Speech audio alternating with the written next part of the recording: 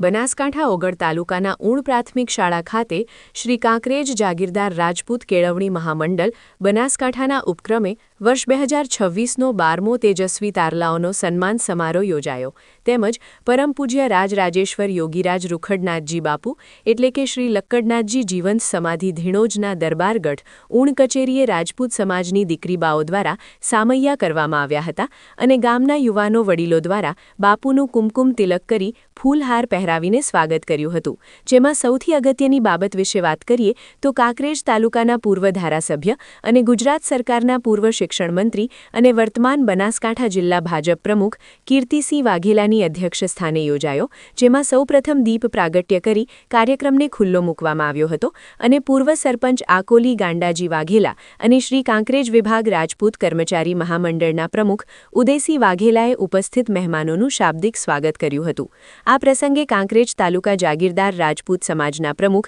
કરણસિંહ વાઘેલા થરા નગરપાલિકાના પૂર્વ પ્રમુખ પૃથ્વીરાજસિંહ વાઘેલા પૂર્વ બનાસકાંઠા જિલ્લા ભાજપ મહામંત્રી ભારતસિંહ ભટેસરિયા પૂર્વ જિલ્લા પંચાયત સદસ્ય પૂરણસિંહ વાઘેલા સામાજિક અગ્રણી જેઠુભા વાઘેલા પૂર્વ પ્રમુખ પુનુભા બચુભા વાઘેલા ઝેનુભા વાઘેલા વડા બાબુસિંહ ઝાલા પ્રોફેસર કપરૂપુર સહિત સિદ્ધરાજસિંહ ઝાલા અને ઊણ ગ્રામ પંચાયતના સરપંચ કોમલબા રણુભા વાઘેલા યોગેન્દ્રસિંહ વાઘેલા તોગુભા વાઘેલા રણુભા વાઘેલા માનપુર સહિત મોટી સંખ્યામાં રાજપૂત સમાજના યુવાનો અને વડીલો સહિત વિદ્યાર્થીઓ સાથે વાલીઓ ખાસ કરીને ઉપસ્થિત રહ્યા અને ઊણ ગ્રામજનો દ્વારા યોગીરાજ રૂખડનાથજી બાપુ અને બનાસકાંઠા જિલ્લા ભાજપ પ્રમુખ કીર્તિસિંહ વાઘેલાનું ફૂલહાર પહેરાવી સાલ ઓઢાડી સન્માન કર્યું ત્યારે દાનવીર દાતાઓ તરફથી ઉદાર હાથે દાનની સરવણી વહાવી હતી જેમાં રાજપૂત સમાજ એ એક વીરતાનું ઘરેણું છે ત્યારે એક કહેવત છે જનની જણે તો ત્રણ જણજે કાં ભક્ત દાતાર કે શૂરવીર નહીતર રહેજે વાંજણી મત ગુમાવેશ નૂર એવી જ રીતે કાંકરેજ તાલુકાના રાજપૂત સમાજના લોકો